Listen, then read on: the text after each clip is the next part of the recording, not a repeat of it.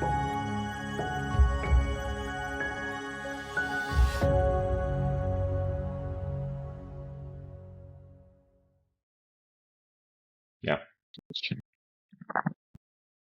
All right, Reza and Jade, welcome and thank you so much for being here again on the show. I do very do much appreciate your time.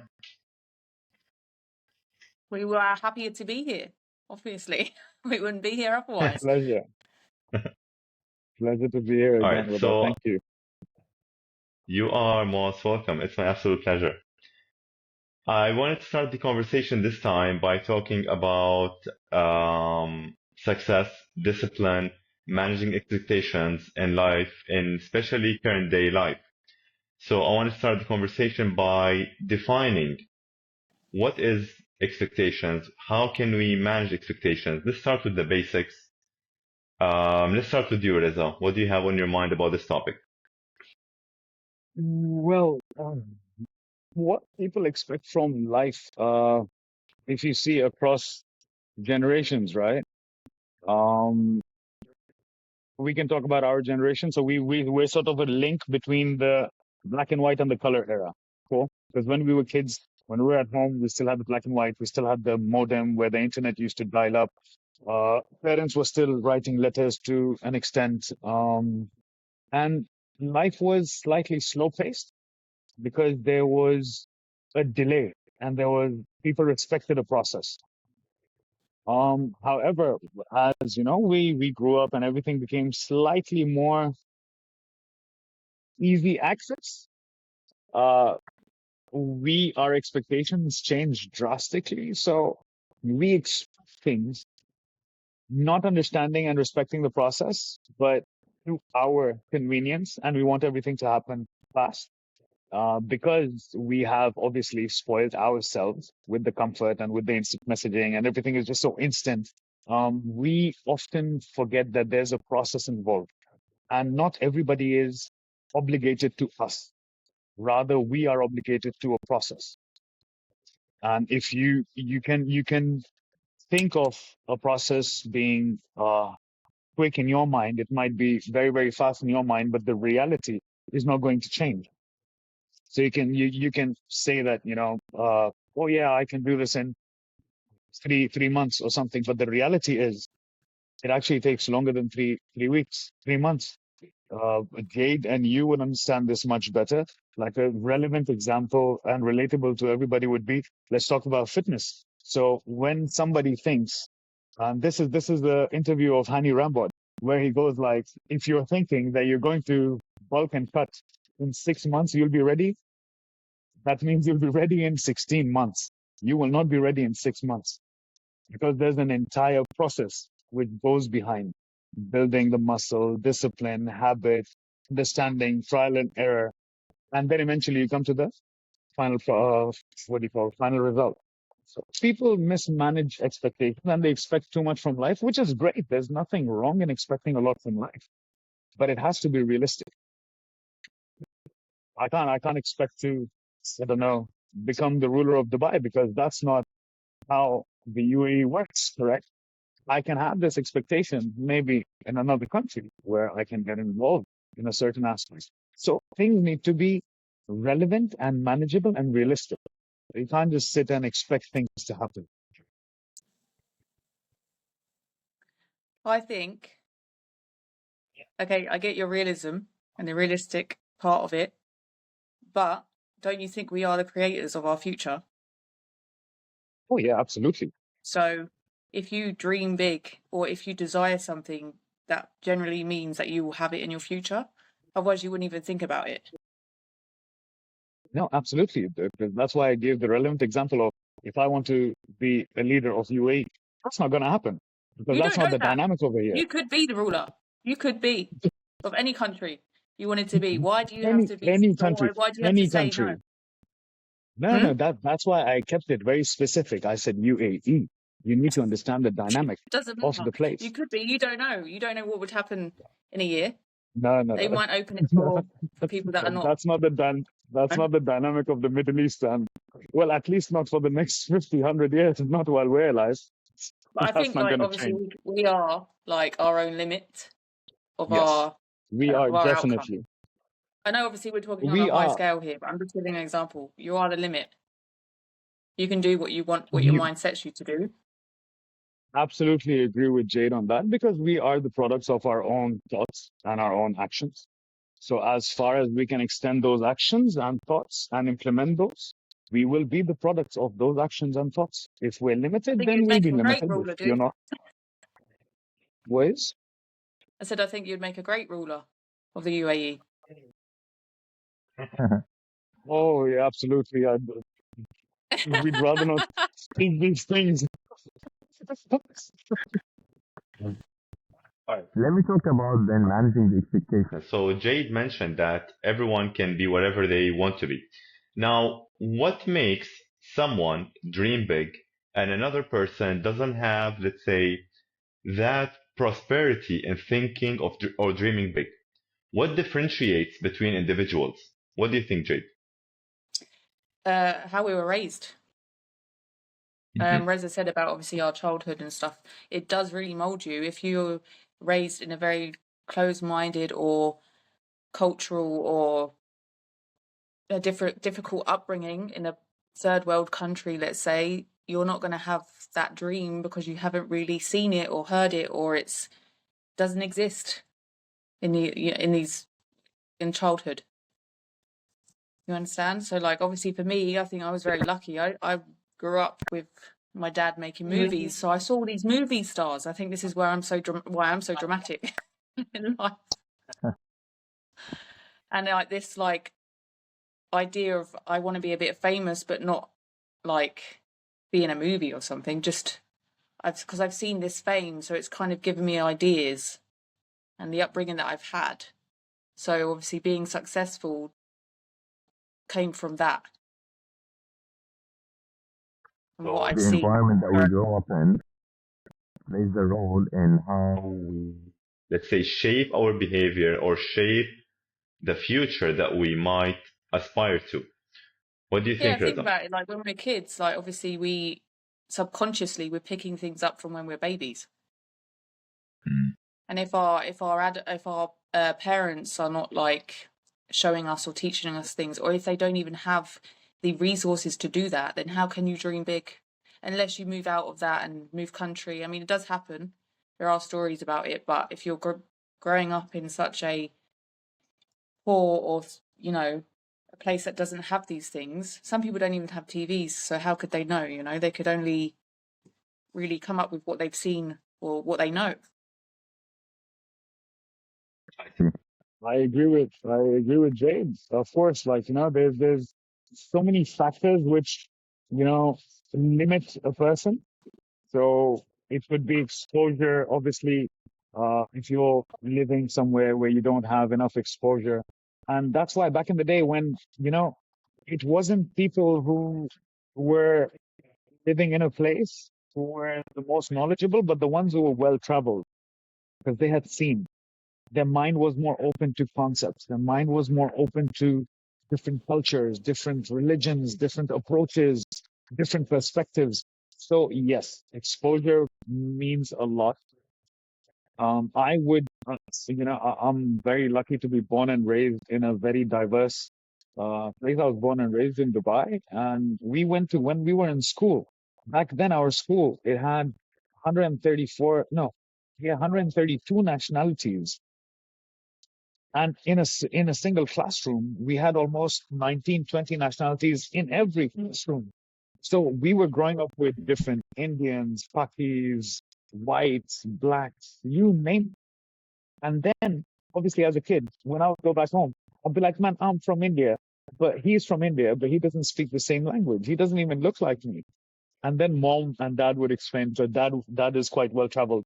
So he would be like, yes, they're probably from a different part. And you have to sort of embrace that and you have to accept it that there are different people around you and they're not always going to sort of be as per your liking. But then you have to sort of respect them and get along with them. And then if we don't have that acceptance, that is a block towards growth. You limit yourself. We see that a lot in multi-diverse societies where people come directly from, let's say, a third world country, and they have culture shock. They go through that. They go, oh my God, what is happening? Man, you've left the country to come to a new country, mingle with the people. But what they'll do is they'll be in their own little societies. For example, They if still I they if still I they stick to what they know, I think. yeah, and the lack to the lack of acceptance that you're already there. So, when in Rome, do as the Romans. You don't have to change your culture. You have to accept it. You can go across history and see that the greatest societies were where there was acceptance of all cultures. You know, there was people from different cultures, different religions, and they were all sort of living together. And then someone decided that, oh no, and then that's where extremism and everything comes in, but that's a different topic altogether. But yes, not being open to change is one of the leading issues where you sort of don't grow and you limit your growth. You like Jade said, you only as far as you can think due to your upbringing, due to your limited exposure, due to your own thought process, and also certain fear. Many people have a fear of, change, that they're like, oh my God, what if I do this? But in my society, from my upbringing, this is unacceptable. And if I do this, I might get ousted from society. And unfortunately, that happens in a lot of societies. It happens in a lot of societies, third world, where people are not willing to that change. And if that one person grows, they grow him out of the society itself. Like they're not welcomed back, and things like that. They still happen. They still take place, regardless of many third world countries, which are also big economies now. I'm not going to name them, of course, but the societal thing remains somewhere. It's underlying. Like, for example, in India, there's not real rules on the road, but there's an underlying system above that chaos. Everybody knows what's happening, and they're very comfortable. They're very comfortable with that. They don't want to change. They're super comfortable with that. People, there is a bullock cart, there's a rickshaw, there's a bike, there's a cycle, there's a truck, everything on that same traffic, and nobody's dying. Everybody's just intertwining, and life goes on. So there is system under that chaos, which they don't want to change. But the ones who do change, they don't live in that system anymore. They have to move out. And then once they do move out, they can never go back to that system again because they'll feel unsafe, issues, growth, so many factors come into play. For example, I'll give you an example. Vodafone, when they went to India and they tried to compete with Reliance, and Reliance is one of the biggest telecom operators, and they have like cutthroat, internet prices and everything. Vodafone was having a hard time competing with them because they're coming from a different mindset, different culture, different practices. When they come to India and they go like, oh my God, we're having such a hard time. And they actually, it's there in the news. There was a press release where the CEO of Vodafone says that, there's different practices. He didn't say malpractice, but he said there's a different approach to practices over here. And the CEO of Reliance said, this is a big boy market. If you can't play, then go home. So, Now, with that in mind, can we change? Like you mentioned the fears and you mentioned the upbringing, you and Jade.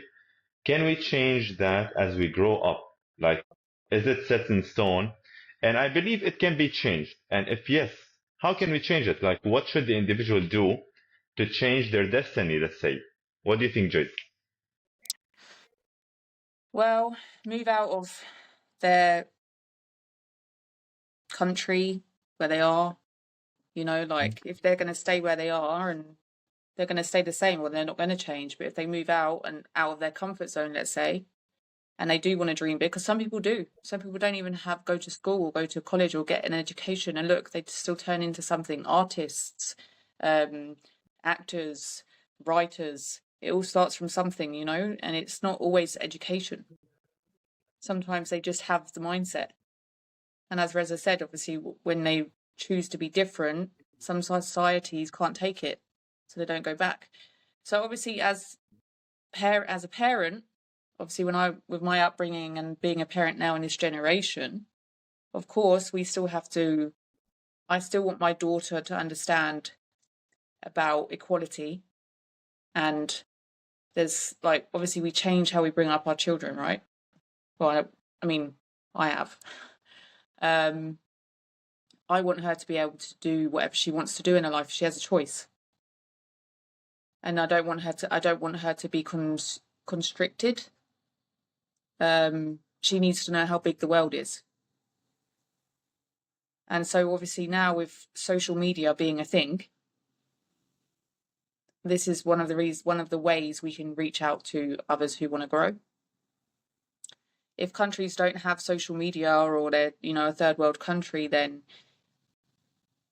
I mean, I think now it's not many countries are like that anymore. You mean in terms of the exposure of the outside world? Yes.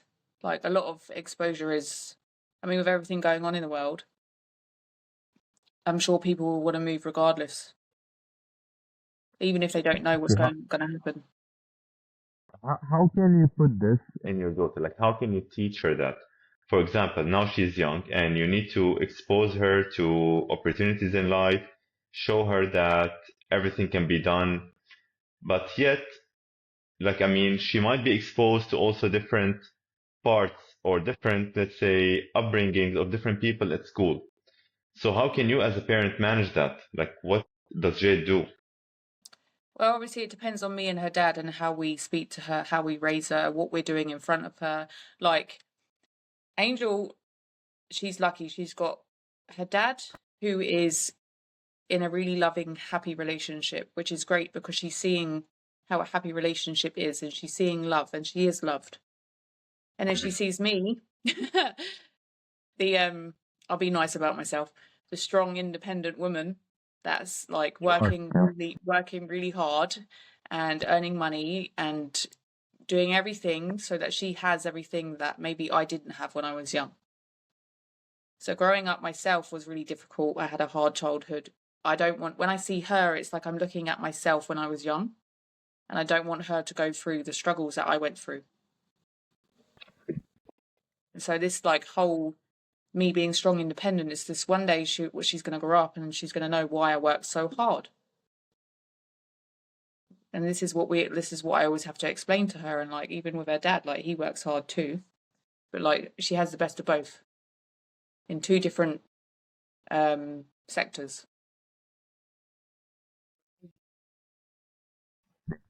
What do you think, Reza? Well, children, when it comes to children, for example, I've got a niece and a nephew, and they're practically growing up in front of me, right? And then obviously, from what little I remember as a kid, and how parents used to uh, sort of understand what's going on in school. That communication to understand what you're coming across, what you're being taught, who are the people you're coming across. Um, what is the sort of communication that's happening? Are you sort of being bullied, or are you being supported, or are you making good friends? Because see, those are the influences, right? At a young age, like when Jade said, and we had spoken in our previous last conversation, is that download period. And what we absorb at home and what we absorb when we're away from home, both of them play an equal role. Minds can get corrupted. We can grow in the wrong direction. We can think of other things as kids and limit our growth. Like, for example, uh, a great athlete, young, smart athlete, young boy, lots of potential, gets into the wrong friendships, destroys his health. Basic, like one of the most stereotypical examples I could give. And it's happened a lot, right? It's happened a lot. A lot of guys who were very, very fit and everything, as they grow at home, the influence might be different. They might be positively influenced that, this is right, this is wrong, you shouldn't do this. And, we understand that you're interacting with 10 different people, 10 different characters, but try to filter out as much as you can. But then parents, I feel that that's as much they can do, correct? They're not behind you the whole time in school and stuff. And then obviously the values they have instilled inside the kid, they will shine at some point. Either the child chooses themselves, it's a personal decision at the end of the day, trust me, that they choose and they go a separate way, which can hinder their own progress and growth.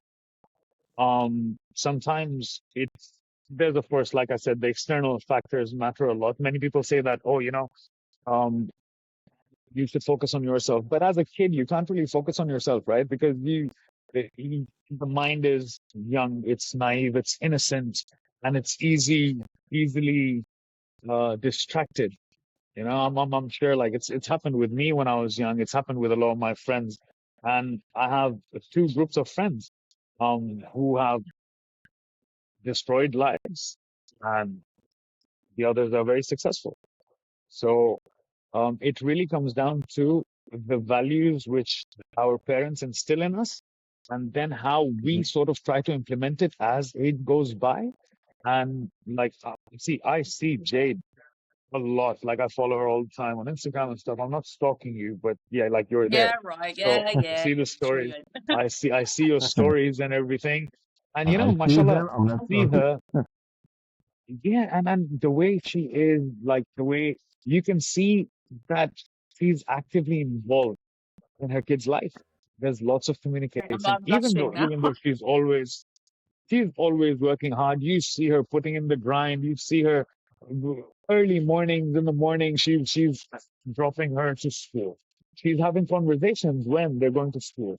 They're making videos together. So there's that healthy communication, and that shows you that yeah, mother and daughter talk a lot. So naturally, she knows what's happening around her in school.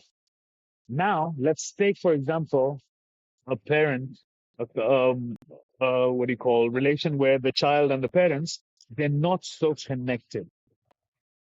Now, the child, because he or she does not have that communication, they will naturally divert somewhere else to find that attention and communication. And that is also a leading factor. You can see George Peterson's one of his interviews where he talks about this, and that lack of attention can cause hindrance to growth, lack of growth, growth in the wrong direction. And it's like links of a chain. Everything is sort of interlinked to the other. There's a I think, can't remember what the saying is, but it's about strict parents can create great liars. Because obviously Yeah. we can inflict But then, fear in our but children if we lose it. If we lose it but there's a downside. with them when they're But there's a naughty. downside as well, right? Yeah, but like it's like if you go like mad at your kid for doing something wrong, then they won't they will do it again, but then they'll lie about it because they're so scared of you for how you handle Absolutely. things. So and I know like my dad was really strict with me, so I was like, yeah, that kind of makes sense, you know. So now when my daughter does something wrong, because she does do things wrong, she's very sassy. I didn't realize how sassy I was until I had her. Anyway, so now if she does something wrong, there's a way to obviously parent. Don't get me wrong, I don't know everything, but I've learned things, and I don't want her to have this fear of not being able to tell me something if she's done something wrong, because then obviously she's going to lie. And I don't want her to lie to me. I mean, we all lie to our parents about something. And I can imagine when she gets older what she's going to lie about. And it scares me a little bit because obviously it can get you into trouble. I would love to add to this, right? So now this is where cultural differences matter so much. All right. Now, me and Rada coming from the Middle East and subcontinent, and you coming from England. Now, see, so if in the UK, if the child is a bit, let's say, moody or something, and if you slap the child, Oh my God, there's so many issues that can happen. But in the Middle East and in the subcontinent, when we were growing up, children who grow up under a firm hand, those are the ones. Look at all the people coming out of the Middle East and subcontinent and everybody. The guys were well disciplined. If you're having a bad day, mom, if not dad, mom would probably slap you. My dad never did. Dad was always very calm, and if he got angry, he would just talk in an assertive tone, not even aggressive tone, an assertive tone, and that was enough to make everybody lose their shit. They're like, okay, dad is angry. Mom, she would go like, she's like, oh my God, you're so da da da da, and like, okay, reset. So that's the reset button, and it's acceptable in certain societies. I don't say that it should be acceptable. Well, what's right for somebody is wrong for somebody, and what's wrong for somebody is right for somebody. So you sort of accept those differences. In the Middle East, it's a joke, right? That how to fix any issues is the mother slipper. It fixes everything. However, even though saying it lightly right now and making a joke out of it, it has its downsides, like Jade highlighted, that if parents will be aggressive over every small thing, over non-important things, in their mind, they might be very important things, but they're not really issues, and you keep stressing the child out, they will grow up to be great liars. They will have passive aggression. Those children will have passive, and we see that in society. We see so many people who have passive aggression. Why is that? Because nobody ever heard them at home. If they tried to express themselves, they were not taken seriously. If they asked too many questions, they were asked to shut up. So that passive aggression sort of keeps building up. And then what's the cycle? That's how they treat their children and their children until one guy in that generation breaks that cycle. It could be due to various reasons. He or she studies a lot, or he or she has exposure, or he or she has friends who are, sort of guiding in the right direction. I don't say that parents, obviously you have to respect your parents because you're here because of them. So, let's give them some credit. And also let's give them the benefit of the doubt that they are teaching us what they were taught. However, you as a human can try to understand. You don't necessarily need to agree with what your parents say all the time. And it's fine. They have their opinions and they have their thoughts and they have their, how can I say, experiences, and they speak out of their experience. Now, they can speak out of two things. They can speak out of a fearful experience that, I'm angry and I'm telling you this because I see you destroying your life, blah, blah, blah. And, we should have the right circle of friends and you're under the influence. This could be coming from two things. Either a fearful experience that they were scolded and everything, or they had bad experiences around them, or it could be coming from a fruitful experience that they managed to break out of that, or they saw people around them who broke out of that negative cycle. And they're like, and communication matters. Tone, how I'm communicating, that matters a lot. A lot of the parents think they know how to communicate, but they don't. So in their mind, their intention is clear. Of course, they're looking out for their children. But when it's processed and it's coming out the wrong way. It's coming out aggressive. It's coming out violent. I can tell you the same thing in a very calm tone manner. And I can tell you the same thing in an aggressive manner, and that would make you retaliate. But the moment I would be, a bit more welcoming to you, you would be more accepting towards that issue and be more happy to address that issue. However, having said that again, there are certain instances where I wouldn't say aggression, but yes, assertiveness does matter, that you have to put your foot down and you have to say that, all right, listen, son, that's enough. All right. And then you have to highlight things in a way that they understand. Does not mean you demean them or you pull them down or you insult them, because we have seen that. I'm sure you have seen friends around you who have said these stories. that their parents, or you see them, the elders insult the youngsters. What have you done with your life? Oh, you're so old, you're so this, you're so that. When I was 21 years old, I was sitting and studying under the lamp. I was like, okay, that was your issue because you didn't have electricity at home. That's why you were studying under a lamp. So don't expect me to study under a lamp, please. So they come from their experiences, their stories, and you just have to respect it and understand that they're coming from whatever a dark space or their experience. It's not relevant to you. What is relevant is the discipline, mannerism of communication. These things are relevant. What's very fascinating is that Usually, fear is the strongest motivator for discipline in people.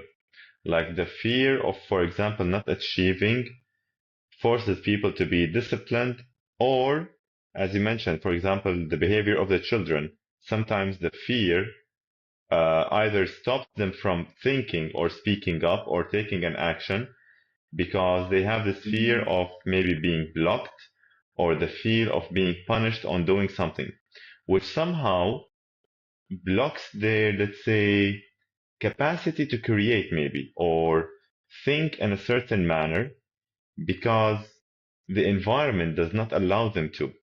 So somehow, I mean, coming to the success, let's say, discussion and how people can be successful in life, sometimes this can be counterintuitive because the fear of overthinking or the fear of innovating or the fear of liberty of speech would suppress someone from creating something. What do you think? Um, Jade, you want to go first? No, you go first. Let me think about my answer.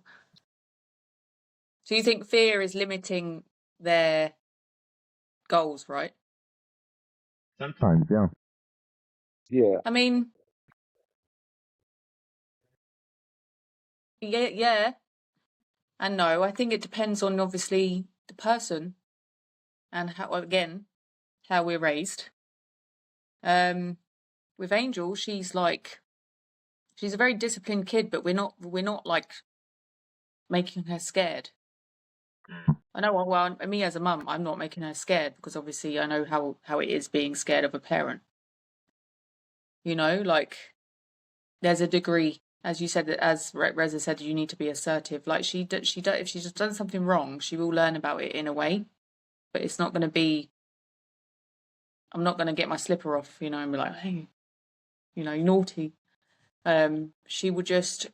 Sometimes you got to let the kid cry it out, and then they realise, and you explain to them why you do this and you don't do this.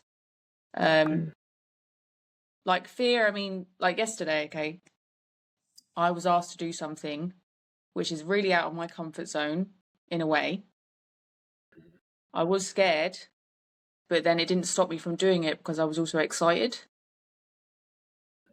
Again, it depends on the opportunities that arise for us. So if someone gave you an opportunity to be on TV, but it's not your forte, let's say, and you have that fear of doing it, but you want to do it, or if you chose to do it yourself, or you didn't have the opportunity to do it, and you didn't have the resources to do it, would you take that step out of that comfort zone to do it because you're scared? So it's easier when we have someone that asks us to do something than when we do it ourselves. So that's where I think where fear can come in as well, is if we choose to do something ourselves or if we get the opportunity to do it by someone else. It's like someone giving you something, or you can give it to you yourself. Like I said, we choose to create the outcome. If our fear is stopping us from doing what we really want to do, then you know, it does happen. Your point. Yeah. And of course, fear is a factor, but it depends. Like, for example, reaction to a reaction. So, for example, I go through a situation where I am feeling fearful. That is my first reaction. Now, how I react to that fear to that initial reaction? Do I channel it into a positive way? Do I motivate myself? Do I make that fire burn brighter? And I go do something about that fear? Or I cower away and I run away. So the reaction to the initial reaction matters a lot. So for example, you can feel, let's say we're sitting in a professional environment and you hear amazing news. You've heard the news. Inside you, you're extremely happy. But your initial reaction would just be a smile. But inside, your heart is blowing out and you're happy. But because you maintain the decorum of the environment, your initial reaction is something totally different. You maintain your composure. So how you react to the initial reaction matters a lot. For example, let's say you hear a tragedy, but at the same time, you are somebody who we've heard this about a lot of athletes and stuff like that. For example, Cristiano Ronaldo, his mother passed away, but he was still playing a football match and he performed well. Same thing with Virat Kohli. He's a great cricketer. He's become one of the greats of the game. And when he was very young, his dad passed away while he was on the field playing cricket. He did not leave and go. He finished the game. And then he went out and he was like, yes, coach, I have to go because this happened. And everybody was shocked. They were like, why did you not say anything? And even though going through that tragedy, able to perform under immense pressure. So you see the reaction to the initial reaction plays a big role. Like I can hear something and I can start breaking down. And who's going to take care of people around you? For example, tomorrow, God forbid, some bad news Jade hears. Is she going to feel sad in front of Angel? I highly doubt that. She would still keep that energy up. She would still keep that composure. She would keep that smile on her face. She would take it on her chin and be like, yeah, sweetheart, all good. So you see, initial reaction. So fear, yes, fear is a leading factor. It can make or break you. So it's that simple. So you decide you want to make or break. So you decide how you challenge or you take on that initial fear. For example, I had a fear of speaking, public speaking, massive fear. But at the same time, when I was young, I was cricket team captain, football team captain. So I was already talking to people, but not necessarily public speaking. It was until England when I came to one of my lecturers, and he taught me and he instilled in me how to give presentations and stuff. And I had actually flunked the first semester. And then he told me, like, Rez, see, listen, you can speak, you know how to speak, blah, blah, blah. Practice. Practice. And I used to feel, I still remember the first time when I was giving a presentation, I had the placards in my hand. My hands were trembling in front of my own classmates. My hands were trembling and my voice was stuttering. And I was just trying to zip through the presentation, which was supposed to be a 5-minute presentation. I finished it in 2.5 minutes because I was talking so fast, so fast. I was feeling so scared inside me that people might judge me. Man, what are these guys going to think? That I don't have knowledge on the topic. So many things. But then I went home and then I actually did what he used to tell us. I wrote down everything on the placards, looked at the mirror in the washroom, and started talking and started pacing myself. Initially, I thought that, what is this? I'm being so stupid or foolish. 3 months later, I gave a brilliant presentation. I've learned how to pace myself. I learned how to talk. I learned how to space the lines. So you need to sort of start breaking things down in your mind, how you're going to go through it. And fear will play a big role. And it's a good thing. You should be fearful because if you're not fearful, you're stupid. You will take a lot of foolish decisions. Fear can actually clarify a lot of things. It can give you a reality check that how much in water you are, how ready you are to take on a task. And then the same fear, either it will give you an adrenaline rush that, okay, I can do this, or it will tell you that no. And then obviously the second side of the same coin is that you have to gauge the situation. Like, for example, a recent interview, Zlatan Ibrahimovic was on an interview with Piers Morgan. And he goes like, I feel like God when I step on the field. Okay. And that mentality that I feel like God. But if I step into the ring with Fedor Emelianenko, he's probably going to knock me out. But in my mind, I think that I can. But the fact of the matter is, I can't knock him out. So you need to gauge the situation. You need to understand that, okay, I have a positive mentality. How am I going to go through this? I'm feeling fearful. I'm feeling scared. I might not be able to do it. However, but the moment you choose to try to do it, you're already ahead of the game from so many people. Like, for example, when Jade probably did her competition, I'm sure she was feeling scared the first time. She was like, you know what? But then she was like, you know what? Let's do it. Doesn't matter. And she did it. And then after that, if she wanted to stand a second time, it was just like, peanuts. It's all right. I already know the experience. I've felt that fear before. I've had that gut feeling before. And this time I'll be able to navigate it much better. Actually, my Did you first feel that show, I way? didn't win anything, so it didn't stop me. But There we go. it's always scary every time you do Now it. You're see, stepping on stage like in a bikini. I mean, anything can happen in heels. Like, and then, so she, now look at her. So she felt the fear, but she still did it regardless of the outcome. Now, many people might think of the outcome and stop them. Like, oh, now see, managing expectations. It's the first time they're going in and their expectations are already either too high or either too low. So you have to manage those expectations. You have to keep it realistic. Be like, I'm going to do my part. I'll do my hard work and then we'll see how the outcome is. I'm not going there to win. I'm going there to prove to myself that yes, I can compete. And let's see how far I go. So next time I know, all right, this is my level. I can take it, level up. I can level up from there. Many people might not have the same mentality. They'll be like, oh, no, no, no. I'm a bit shy. I'm a bit scared. What will the outcome be? I'll lose. And many times that does happen. They face a negative outcome due to the fear, or even after taking on the responsibility. And then they can't manage their own psyche, which affects them a lot. And then it's a downward spiral. So it does well, come down to self. Keep going. no, go on. So it comes down to a lot of, sort of how you self-manage your thoughts, how you manage those expectations. You keep it realistic. I don't say when I say realistic, I don't mean limit yourself. I don't mean limit yourself. I see realistic means what is the number one thing when we set goals? Smart goals, specific, measurable, actionable. You need to progress. You need to be able to track them. Dorian Yates, one of the best bodybuilders in the world, he had books and books and books of his workouts, at what rep he was failing, what weight he was doing.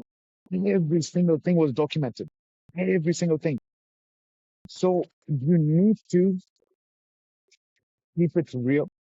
You need to be able to measure what you're doing, because then if you're not able to do that, then you're not being able to manage your expectations, because input is equal to output. When there's no input, what output are you wishing for?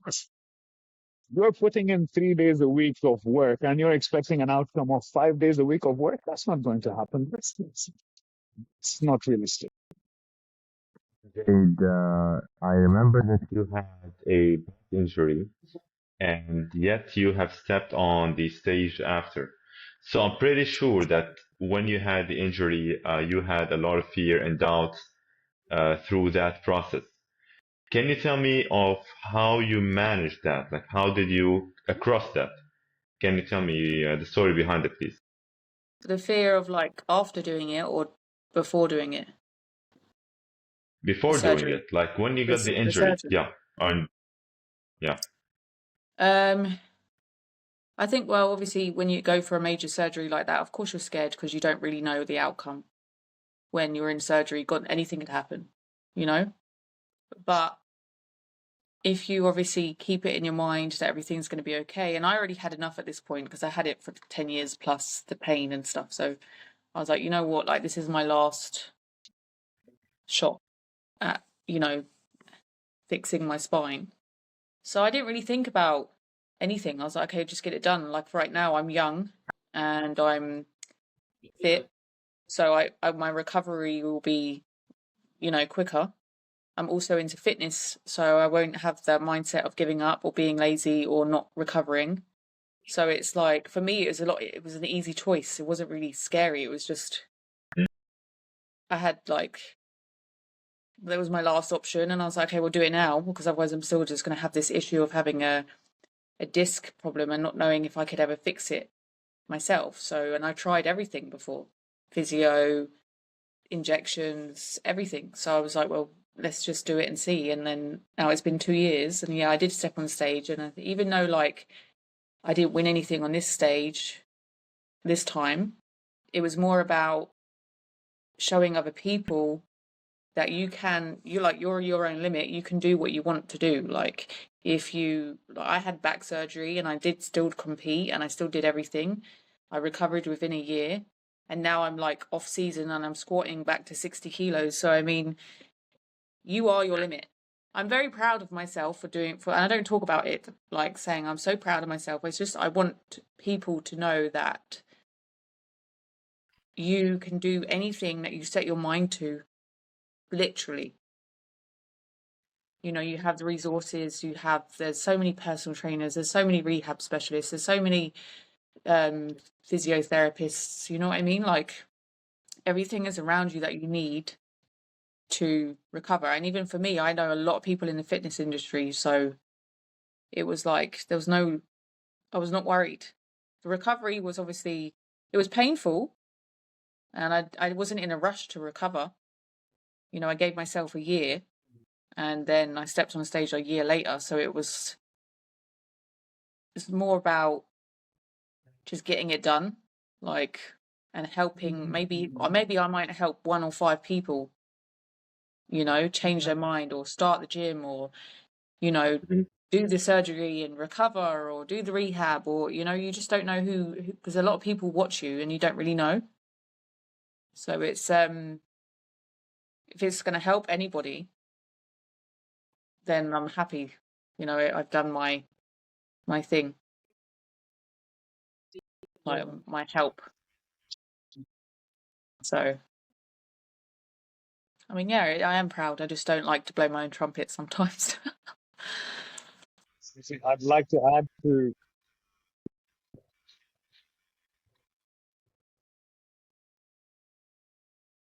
your voice. Yeah, well, I was saying, I was like, because after her back injury and everything, and now she's still going back to weights, and she's lifting decent weights, and you can see that somebody else with not such a strong mindset probably would go, yeah, and see, she's, how can I say, the progress is uh, specific. The progress is measurable. That she goes like, oh yeah, this time I did 65 for 3 reps. Last time I did 50 something for 6 reps. So she knows the number, she knows the weight. Now see, this is exactly what will show you the way that you know which side you're headed to.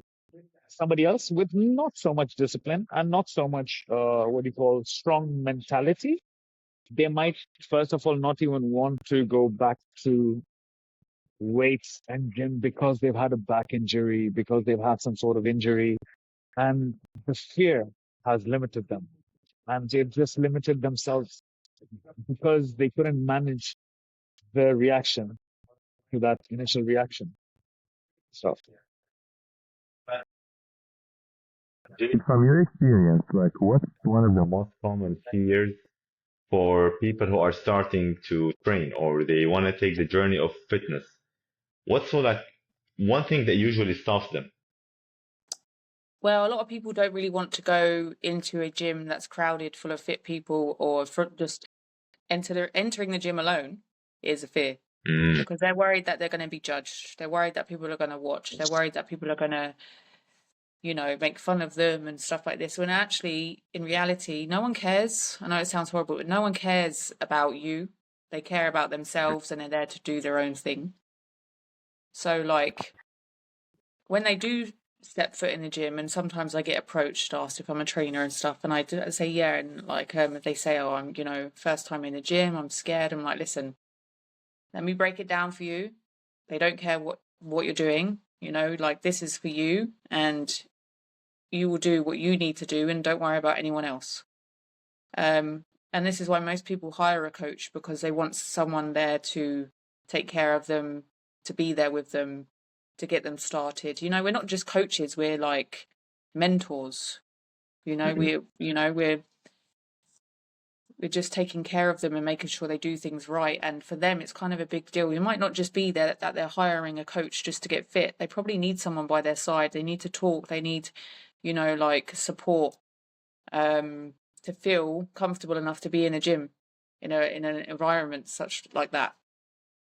You know, because it's not like we do get judged, like it or not. We do get judged.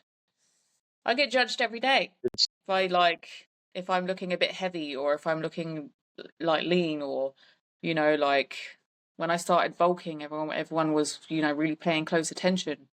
So it's, you know, we do get judged, but most of the time people do not care. So it's like at first instance, oh, there's someone new in the gym, okay, and then they mind their own business.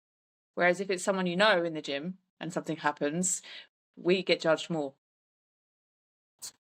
Oh, yeah, because you're the person who is, let's say, Trying to accommodate or show the way to this person. So you're gonna have all eyes on you in a sense.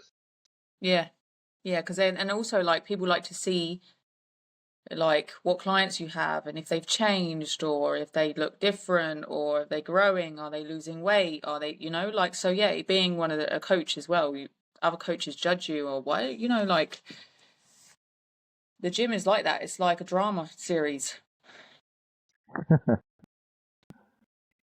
But for the clients, for people, if I had to give advice, if you want to start a gym and you're afraid, then hire a coach, get a mentor, and don't be afraid. I mean, that person, if they're a good coach or a great coach, they're going to help you. You know, they're going to be by your side whenever you need. They're gonna help you navigate your way, let's say, through this discomfort of, let's say, the fear of being judged by others. But as you mentioned something which is very beautiful, that everyone cares about themselves most of the time, rather than, let's say, looking at others and judging them in a sense. So this is a very good point to clarify for the new clients, or those who have the fear of entering. It's gonna, let's say, pave the way for them to feel more comfortable in such an environment. Yeah, for sure. I mean, it obviously depends what kind of gym you start as well. Like, luckily, training Galleria is the vibe is great. There's of course you've got there's some judgmental people there, but that's anywhere you go. But in train, I've always heard that, yeah, it's a really nice vibe. It's a nice, like, people mind their own business. You know, people are just there to do what they've got to do, and then they go. Whereas another gym it's always like people are nosy. They want to know what you're doing, and, you know, Oh, who's that, you know. So it really, obviously, our environment and where we go obviously molds you as a person and makes you feel comfortable or not. so it brings us back to what we were discussing at the beginning of the conversation, that the environment that we are in, like, somehow in shape or form, like, accommodates our behavior some way. Like, how comfortable are we in the environment that we are growing in or that we are living in is going to play a big role on the outcome of us as individuals when it comes to our mental health and our productivity, let's say, at life, and how we move forward. What do you think, Reza? I absolutely agree because see, the environment which we are in plays a very big role, in molding our mindset and in perceptions and in how we translate things around us. For example, uh, if we have fit people around us, eventually you start picking up those habits subconsciously. Subconsciously, it feeds into your system. You see somebody eating healthy and you're always around them. You start eating healthy. You see them exercising, you start exercising. At the same time, the flip side is if your friends are always partying, you will start partying. What did Warren Buffett say? show me your friends and I'll tell you your future, because you will eventually be the product of your surrounding. See, your surrounding plays a role on your thoughts, and then you are the product of your actions. Thoughts will lead to actions. So if you're surrounded with the right people, if you have to find that, you cannot just be, land in the middle of amazing people. That doesn't happen. Life isn't that easy. And that's the beauty of life. So the whole process of life is that you find people. And again, it's down to choice. Some people make, in that moment, everybody's making great choices. It's only when those choices start catching up with you, that's when you realize. So, yes, the surrounding matters a lot. And the sooner, I wouldn't say sooner, but eventually when you start filtering your surrounding and understand who wants good for you, and you start hanging out with those people rather than the ones who pretend to want good for you. That can be family, that can be friends, that can be everybody. So, like for example, you might know somebody since childhood, but do you really know them? And then you connect with people as life goes on, and it's like you just click with them. We're like, it's just so much easier talking to them. They actually wish well for you, and there's no hidden underlying envy in their comments. For example, you're doing well with your podcast. Somebody comes along and like, oh yeah, but you're not getting views, blah blah. And then there would be somebody be like, wow, man, this is amazing, taking the first step, da, da, da, da, da, and trying to support you, trying to come on, try to make content, be there, support you. You see? And then, for example, Jade might come across people they're like, oh yeah, you stood in the show, but you didn't win anything. You're like, but there's so much hard work which goes behind it. When I True. when I became a trainer back in 2011 and 12, and I was a skinny kid, I was like 55 kilos. And when I became a trainer, I was like maybe in early 70s. And they're like, oh my God, you're so skinny. Da, da, da. And then 3 years later, I was like 105 kilos. And I was like, how did you, like, I was like, yeah, because it's the hard work which goes through. You're seeing the final product. You're not seeing the grind behind it. There were people who supported me through the journey. Similarly, home team, Jade's home team was there, friends, family, whoever. It doesn't mean friends, family directly. It means home team means people who are there to support you. Similarly for you and your podcast, you have people, you have the right people around you. That's why, well, it's been a year. You're still there. You get it. And then at the same time, there will be people who will smile and they will have that underlying envy. And like, oh yeah, so what? Everybody's doing it. Everybody's doing it. Be like, yeah, so everybody's doing many things. Doesn't True. I'm not doing what everybody's doing. My competition is with me. I want to see me do better than myself yesterday. That's my motivation. I don't care what he's doing. He's doing well. God give him more. God give him so much that he can't even handle. Good for him. For me, it's what I did yesterday. Have I improved on that? Am I doing better in my work, personal life, my relations, my friends? How am I today than I was yesterday? Have I leveled up or have I leveled down? That's what matters. But people are more interested in these things that, oh, you're not doing well. You're not doing well. What have you done? And then see, that's also a limiting factor, right? That's a limiting factor. Because then you see those people, they keep struggling. They're still there. They're still there. And then they can't see people around them who are doing well, who are growing. They naturally can't see them be happy and thrive. Your point. That's your point. Jade, do you want to add anything on the topic? Of environments that mold us. Yeah. Yeah, so let's say look at the people here in Abu Dhabi and look at the people in Dubai. Oh, You see a difference. Sorry, Reza, but you see a difference, right? Like in Dubai, there's a lot more going on than there is in Abu Dhabi. Yeah, so obviously, if you're surrounded by things always happening, I think you got a lot more opportunities. If you're not scared, obviously, to take the step. In Abu Dhabi, it's more of a quiet place. You have to make things happen.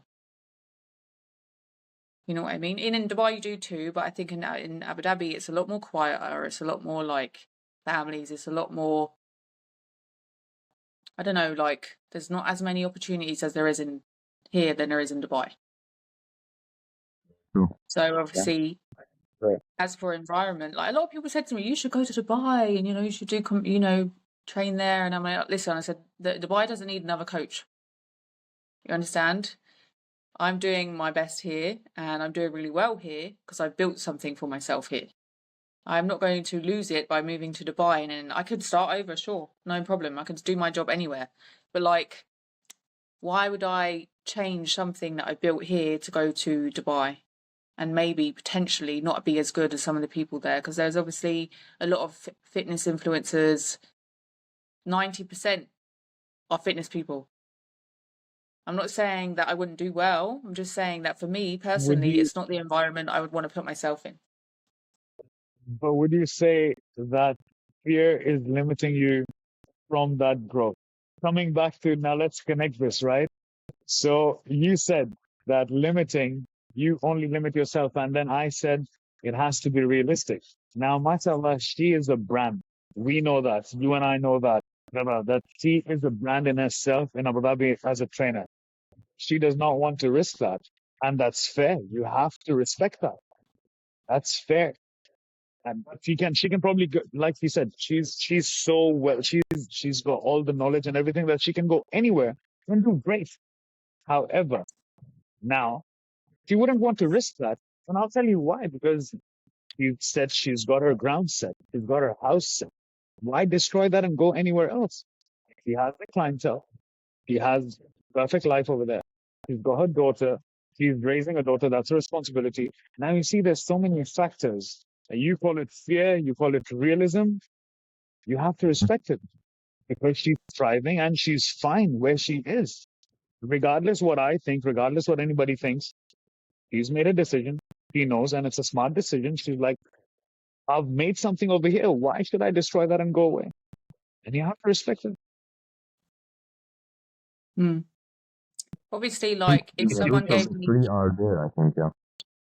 sorry, someone gave me the opportunity to go and work in Dubai, or like, depending on what the job was, because obviously yesterday I was in Dubai doing some stuff.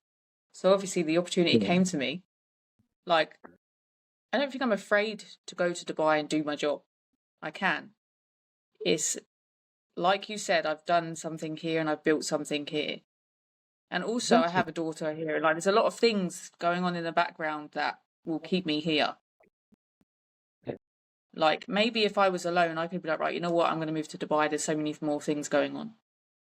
But for me, as a person, my environment and everything that I'm in has made me how I am now. Yeah, like I'm obviously trying to get up the ladder, trying to be a known coach, not one of the best, just a well-known coach, someone who takes care of like their business, takes care of their clients, Very raises her humble. kid. Huh? You know? So maybe in Dubai, I could probably do the same, sure. I could do it anywhere, right? But I'm comfortable. I'm not afraid. I'm comfortable. She's comfortable in the right circumstances of pressure.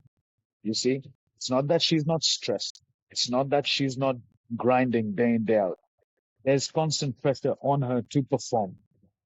However, she's accepted that and she's comfortable with that pressure. Many people don't want to accept that pressure and they'll try to run away from it. And she's fine with that pressure. She's performing. She knows. She's built herself in that pressure. And you have to respect that. That's why, so there's so many things linked to when we say, right, that fear is like coming back to what I said when I asked, I was like, is it fear? But no, I know it's not fear because she's already developed something and why to sabotage it? Why to sabotage it? And the environment which she's in has made her. Now we can sit and theoretically say that, oh, if she was in Switzerland, she would have better clients and she could do something. But reality, right now she is in Abu Dhabi and she's making a brand of herself and she's grinding day in, day out to make herself a brand. What's wrong with that? I can call it fear. Somebody else can call it insecurity. But does that matter? It wouldn't matter if she That's my opinion. That if I'm saying, oh, Jade, you're scared. Like, no, nigga, I'm not. Doesn't matter. It doesn't matter what you think. You see, so the initial reaction to anybody's opinions also matters a lot, right? When I'm part of the environment as well. Now, if I start being negative and I start keep uh, poking and probing her that, oh, you can do this over there, you can do that over there, and I'm sure she comes a lot, she comes across tons of opinions. Does she let those opinions take over her? She doesn't. She listens, she's like, great, you have an opinion, thank you so much. Goes in from here, out from here. Like, great. I know what I'm doing, and let me focus on that. And that's great. You know, you have to respect it. Yeah, Reza, like for you, would you move to Abu Dhabi? Oh, I Huh? wouldn't because no, I wouldn't. I wouldn't. I think my problem is right. Uh, it's not. See, Abu Dhabi, Dubai. I think it's pretty much the same in the sense that it's the same country, right? I wouldn't move to Abu Dhabi. Why? Because obviously, all my friends are here. My circle is over here. My parents are over here. If I didn't have my now, see, this could be a very important factor, right? If I didn't have my parents over here, I wouldn't mind moving around. You know, that for me, I know this personally, right? Because even I think that's one of the reasons why I haven't even moved out of UAE because I have my parents over here. Many people can say that. Many people have said this to me in the past. They're like, "Oh, when you were in England, why didn't you just study over there? Blah blah. Why did you just not stay there or shift over there?" I was like, "Yeah, I don't know, man. Dubai is home, so I think I'm just so comfortable in Dubai. Not that I haven't lived in other countries. I've lived in India for a while. I've lived in Lebanon for a while. But like, yeah, I'm just Dubai is home, man. The convenience, I'll be very honest, the convenience has spoiled me so much that when I was in England, right, went to the petrol station now like an idiot, an arrogant idiot. No, ignorant idiot. I'm sitting in the car waiting for somebody to fill up the tank. And then I realized like, oh, no, no, no. This is not how it works over here. So I went down, paid, filled it. So you see, has spoiled me so much that I'm not fearful that if I go somewhere else, it's just that the sheer convenience has destroyed a lot of things for me. But if I go somewhere, I want 24/7 food. Like I swear, it was so funny. I was in Moscow and I wanted to eat food, and it was already 11, 12, and you can't get standard. Like in Dubai, you can get the best of the best food at 2 a.m. at night. You don't find that anywhere else in the world. So unfortunately, so coming down to Abu Dhabi, like Jade said, we can get the same things in Abu Dhabi. But Abu Dhabi, to my liking, it's I love peaceful places, and I would have probably lived there when I was slightly younger, when I had lesser responsibilities. Yeah, I wouldn't mind. But in all honesty, as things are, as we are in the present, no, I wouldn't think Abu Dhabi would be where I want to be. Um, just because of personal preference, but nothing like there's no biasm against Abu Dhabi. Abu Dhabi is amazing. I think it's a great city, but No, but it's a matter of yeah, opinion. just It's what you've got behind you that's keeping you there. yeah, of course, yeah, yeah, yeah.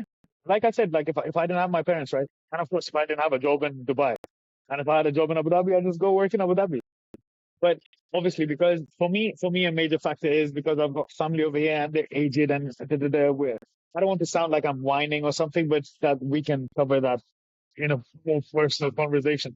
Yeah, I just think I'm very comfortable in Dubai, Yeah. and moving out of Dubai it would definitely happen, maybe in the next 10, 15 years, I guess, because the landscape will change for my personal life. I mean, because things, it's a circle. I don't really want to talk about it like it's a life circle. So when something starts, it ends, and then something new starts. So probably later down the line, I would be more open to moving around, yes, but not as things are.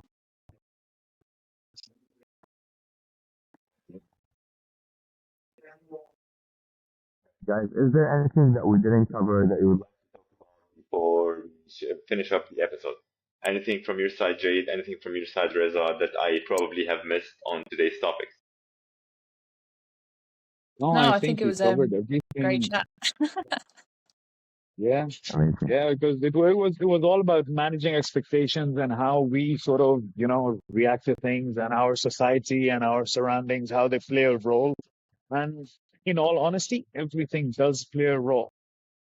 It comes down to personal choices as and when we're growing up.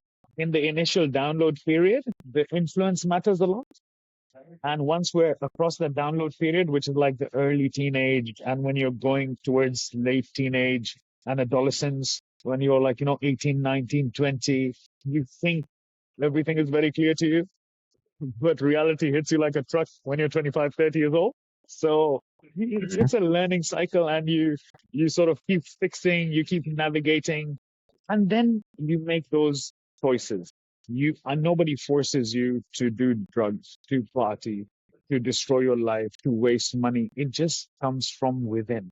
What you want to do, what is your preference in your mind in that state, in that stage, due to whatever influences.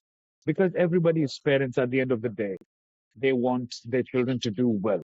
Their approach could be a bit muddled as per their raising standards or whatever. But at the end of the day, parents are parents, and you have to give them the benefit of the doubt that they try to do the best for us. We are in this world because of them. If Hmm. they weren't so romantic, we would never be here. So let's give them that. Let it be. You have to just let things be. It's okay.